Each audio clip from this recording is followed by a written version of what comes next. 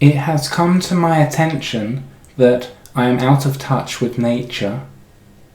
I've therefore taken steps to better myself with the natural world by trying to find out which animals I could beat up should I be forced to fight them in hand-to-paw combat without the aid of any weaponry besides these fists of fury.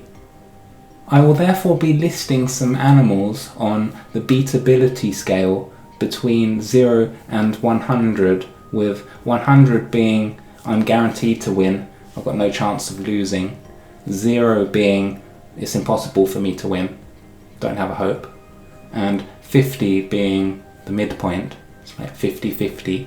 I could win one day and then the animal could win on another day. Now that the rules are set, let's get the animal contenders. Grey squirrel. Right off the bat, I think I could beat up the squirrel, but it would be a very close match.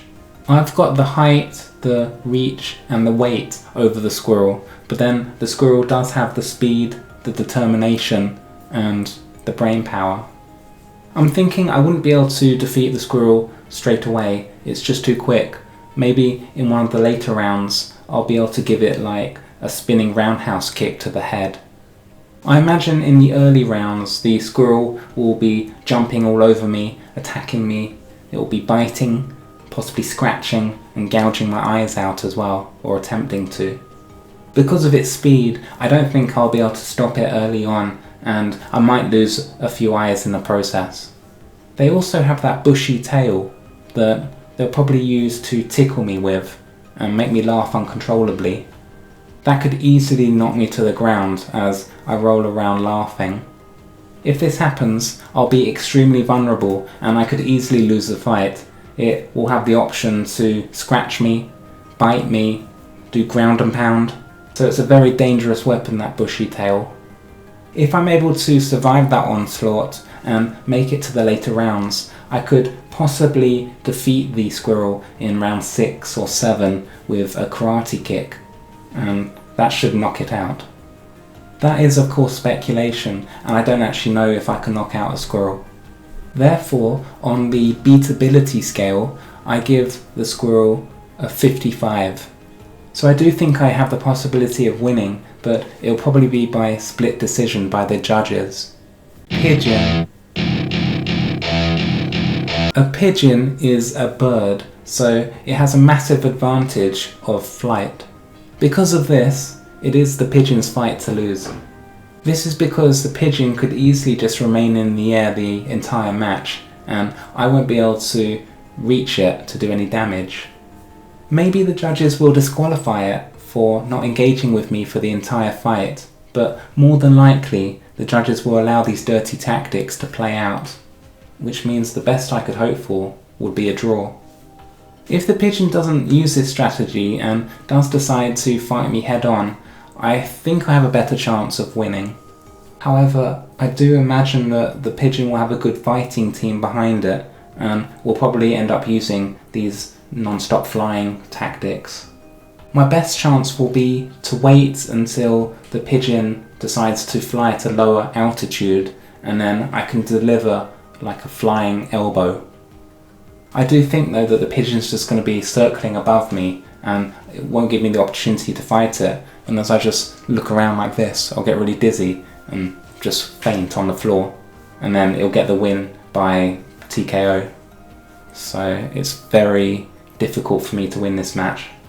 And that's not the only risk I face from the pigeon while I'm fighting it, because while it's flying in the air, it can easily do a poo, and that poo can land on my face, and that could hurt. And also, if my mouth is open while I'm looking up at the pigeon, then the poo could go inside my mouth, and that could cause me some discomfort. Therefore, on the beatability scale, I have to give the pigeon a 38. I think I have very little chance and just have to hope for the best. Polar bear. Polar bears are some of the bigger bears that you'll find in the bear family. They can weigh between 800 and 1200 pounds and are between 8 and 10 feet in length. Now, these bears seem strong. They've got a powerful jaw and sharp claws, so this will be a very good matchup for me. I think the battle will come down to this. Where will I be fighting the polar bear? They're designed to fight in cold conditions, hence the name polar bear. Therefore, if I end up fighting the bear in a cold environment, such as ice or snowy conditions, it probably has the advantage. I, on the other hand, can fight in any conditions, whether it be rain, sun, rainbow. But I would say that the polar bear has the advantage of fighting in the Arctic because it lives there all year round, so it's had loads of practice. I haven't had that practice of fighting in the Arctic. Now, I assume we will be fighting in a random location, and given the rise of global warming, the chances are we would be fighting in a kind of warmer environment, so I would definitely have the upper hand there. Therefore, I'll give the polar bear a 67 on the beatability scale. I think I have a good chance in warmer conditions, but fair play to the polar bear. I do think it has a chance of beating me though, with its height, weight, strength, bite and claws, but I'm an all-terrain fighter. I can fight in any condition, and that's what's probably gonna lead me to end up winning the fight. And also with my sheer speed, my fighting abilities and my aggression, I just don't think the polar bear will be able to deal with all of that. Electric eel. Let's move on to the electric eel now.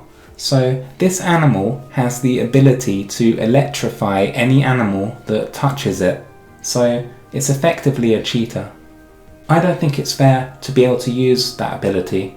I don't have the ability to electrify, so why should the electric eel? Therefore, I'm only going to fight the electric eel if it promises not to use any of its electrical powers during the fight. Otherwise, I'll just be at a massive handicap, and it's just not worth my time. How will I be able to punch or kick it if it just electrifies me on every strike? It's totally not fair. I think I might just even boycott this fight entirely until it decides not to electrify me. I'll not give the electric eel a score on its use of electricity because it'll probably just get disqualified for that, so there's no point in giving a score. I am happy to compromise though, and if it decides not to use its electrical powers, then I will be happy to fight the electric eel in the water. I'm a pretty good swimmer. I don't always need armbands to float, so I fancy my chances.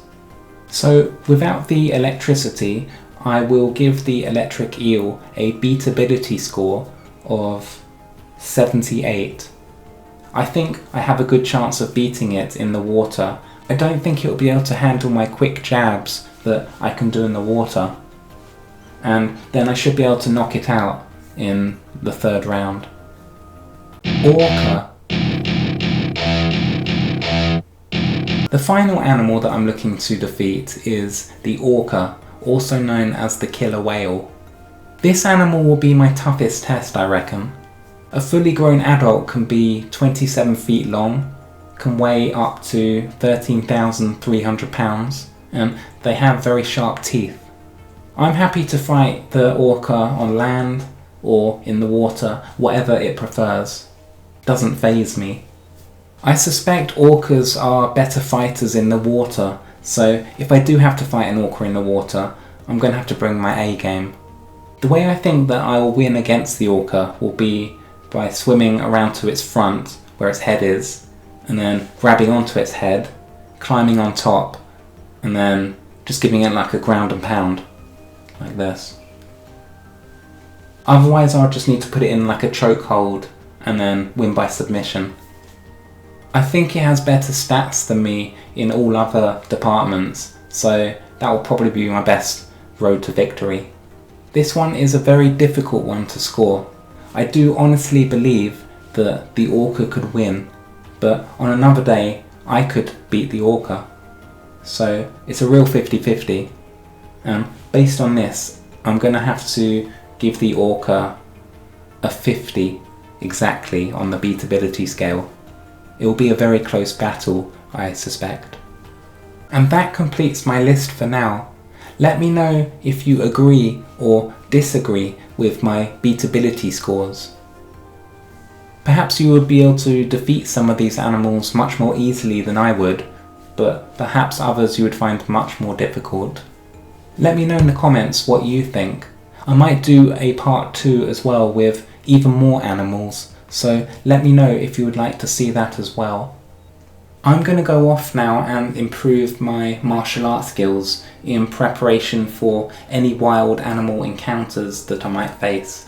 So I'll see you all later. Goodbye.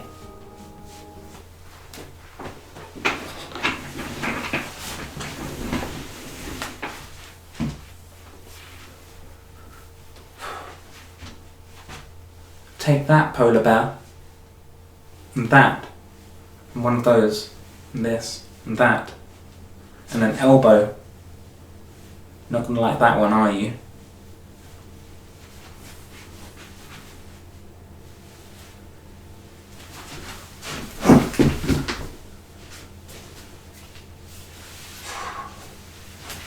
Definitely need to work on that kick. Maybe I could use one of these on the whale instead. Devastating.